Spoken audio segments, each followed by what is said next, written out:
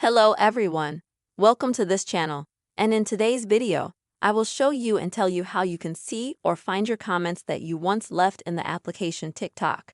Don't forget to subscribe to our channel, be sure to put likes, also write your comments. And let's get to our topic. So, first of course, we're going to open the TikTok app. We're gonna go to our profile at the bottom. And at the top, click on these three bars to go to the menu. And now we're going to select privacy settings.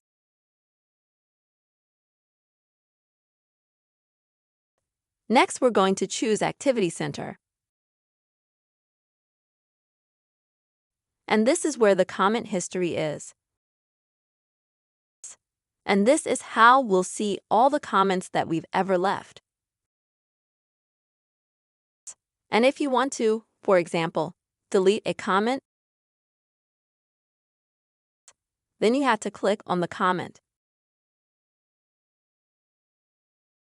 You will see it. And in order to delete it, you just need to press your finger on it.